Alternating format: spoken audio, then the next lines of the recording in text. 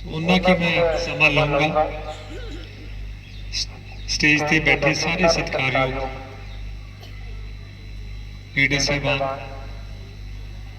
बहुत ही सीनियर और मेरे फादर समान खंगूड़ा साहब, साढ़े वाइस चेयरमैन की कीलत आला जी, साड़ी पिंड की पंचायत और सरपंच साहब, जिन्हें साढ़े इतने क्लब्स है उन्होंने प्रधान साहबान, पंच साहबान और जी संगत अज पिंड फलेवाल के इतने विराजमान है, थानू सारे सब तो पहला फतेह बुलाना।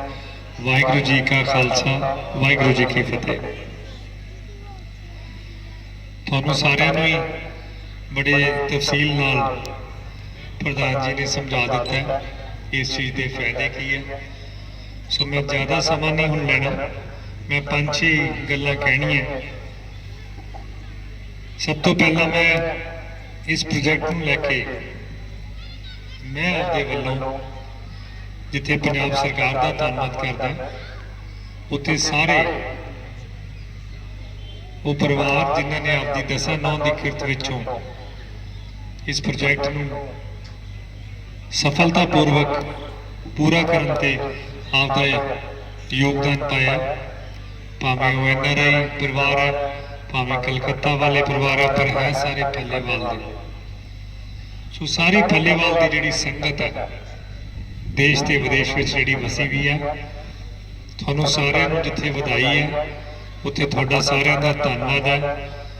जिन्ने साडे इत्थे क्लब्स हैगे आ, साडा पंचायत, इन्हां सारिਆਂ ਦਾ धन्यवाद है। इन्होंने इस प्रोजेक्ट विच जिथे एक सोच बनाई, उत्थे एक दृढ़ निश्चय भी रखा कि इनू असीं समय सिर किवें पूरा करना है।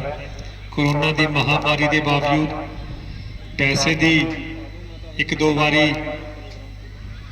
जो प्रॉब्लम भी आई, इसके बावजूद इन्होंने हौसला नहीं छड्डिया। आपां जदों धन्नवाद करते हैं, सब तो ज़्यादा धन्नवाद जिन्होंने माया युवा का योगदान पाया होंदा उन्हां दा करते हैं, पर जिन्होंने ये सपना लिता होंदा, जिन्होंने दिन रात आपका समा कढ़ के उत्थे ड्यूटी दी होंदी है, कोई चीज़ जिहड़ी बन रही है उहदे कोई कमी ना रह जाए, वो सारे कारीगर, वो सारे जिहड़े वर्कर है जिहड़े इस नाल सीधे या सीधे तौर पर जुड़े है, उन्होंने सारिਆਂ का भी विशेष तौर पर धन्यवाद है। फलेवाल वाले ने सब लिए सन्मान रखा, जिन्होंने ने भी इस प्रोजेक्ट नाल आपदे आप को जोड़िया। दूजी मैं गल करना चाहूँगा, पिंड च पिछले 2 साल आपां कोरोना ने घेर रखा सी। 1 साल के विच जिन्ना विकास होया वो तुहाडा सारी संगत के यत्नां सरके होया, पंचायत की मेहनत करके होया, साडे पंच साहबाना करके, साडे सरपंच साहब करके।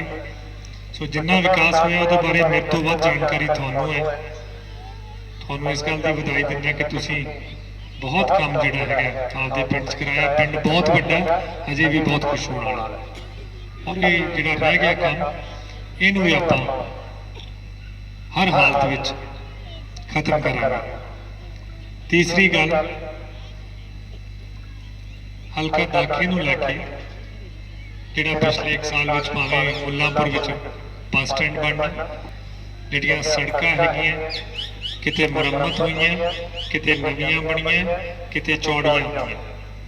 साडे चेयरमैन साहब किक्की जी बैठे हैं किला रायपुर की मार्केट कमेटी के, इन्होंने पूछो साडा दाखा हल्के दे विच सब तो जे कोई वध हल्के विच सड़कों नूं लैके जे पैसा आया है तो दाखा हल्का पहले 3 हल्कियां विच होऊगा पूरे पंजाब विच। जिहड़ा साडा मुल्लांपुर का प्राइमरी हैल्थ सेंटर सी, वो 3 दिन पहला पंजाब सरकार ने नोटिफाई करके उन्होंने हुण कम्यूनिटी हैल्थ सेंटर बनाता है। सरदार बंद सिंह जिहड़े मुख मंत्री सी, उन्होंने जिहड़ा सौरा पिंड है सवद्दी कलां, कोई 25 साल पुरानी उत्थे ITI का ऐलान होया सी, वो ITI हुण चल पई है, 2 कोर्सेज उत्थे शुरू हो गए। फायर स्टेशन की जरूरत सी हल्का दाखा नूं, फायर स्टेशन जिथे दिन रात होके बन रहा, उत्थे जिहड़ी फायर ब्रिगेड लई गड्डी चाहिदी सी या जो जरूरत सी वो सारी पूरी हो गई। ये जिहड़ा सारा जिहड़ा काम है ये तकरीबन 1 साल होया, ये सारी मैं समझदा दाके हल्के की जिहड़ी संगत है उन्होंने सहयोग सदका होया। इसे तरीके नाल पिछले कोई 3-4 महीनों तो जो के मुख्यमंत्री सरदार चरणजीत सिंह चन्नी मुख्यमंत्री बने हैं, आम तौर पर उन्होंने बारे गल कह दी जाती है कि वो ऐलान करते हैं जी या उन्होंने सब कुछ ही करना आता जी। मैं इस ते कमेंट ही लेना चाहूँगा कि पहली बार या दूसरी बार तुम कह सकते हो ज्ञानी ज़याल सिंह तो बाद कोई एक साधारण परिवार का उठिया लड़का लीडर बन के आज मुख्यमंत्री बने। पहला काउंसलर, फिर काउंसिल का प्रधान, फिर आज़ाद MLA, फिर CLP लीडर, फिर मंत्री ते हुण मुख्यमंत्री। कोई सीधी उडारी नहीं मारी। और जे लियाकत देखिए BA, MA, LLB, LLM ते हुण PhD कर रहे हैं। 3 महीने का समा सी। जे आप ऐलाना की गल करिए तो अज डीजल सस्ता होया कि नहीं होया तुहानू पता, पेट्रोल सस्ता होया कि नहीं होया तुहानू पता, बिजली दी दरां 3 रुपए सस्तियां हुई, यूनिट 2 किलो तो वाट तक बिजली के जिहड़े बिल है माफ कर दिते गए हैं। और इसी तरीके नाल साडे दाखे हल्के लिए कोई 10 करोड़ रुपया पिछले 3 महीनों के विच उन्होंने सानू जारी किया। सो उन्हों का जिथे धन्यवाद करता है उत्थे सारिਆਂ ਨੂੰ बेनती भी करता है कि इस इंसान को सिर्फ 3 महीने मिले या 4 महीने मिले। जे वाकई आप पंजाब के विच एक इहो जिहे इंसान को 5 साल होर रखना है जिहड़ा 18-20 घंटे काम कर रहा, जिहड़ा हल्का दे पिंडों पिंड और हर हल्के विच आपदी जान की कोशिश करके हाज़री पवा रहे हैं। मेरी सब नूं बेनती है कि उन्हों का हथ तकड़ा करना, उन्होंने अगले 5 साल देने अपने सारे का फर्ज है।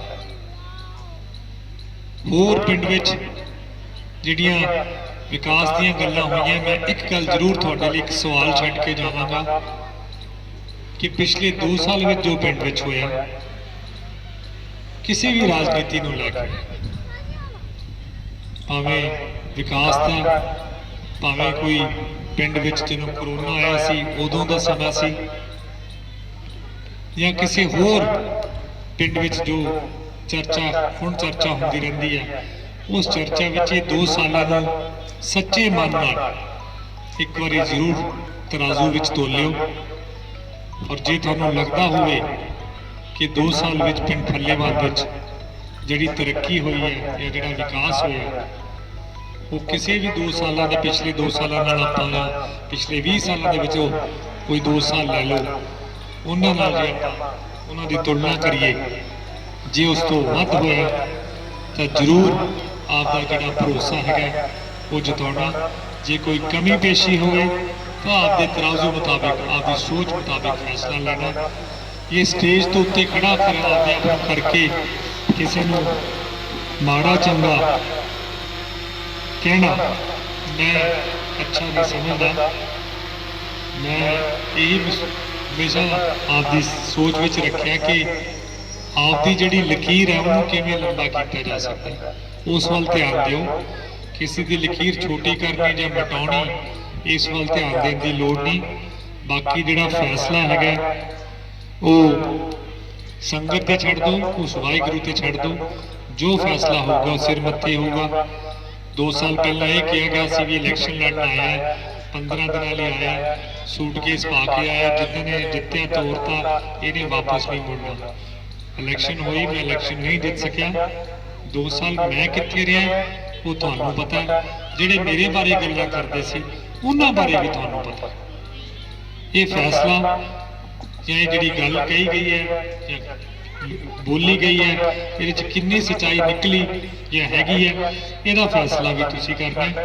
अखीर दे विच मैं सारे पंजाबियों नूं, फल्लेवाल दे निवासियों नूं, सब नूं जिहड़ी अपनी दिल्ली ते जित हुई है उस गल की बधाई दिंदा।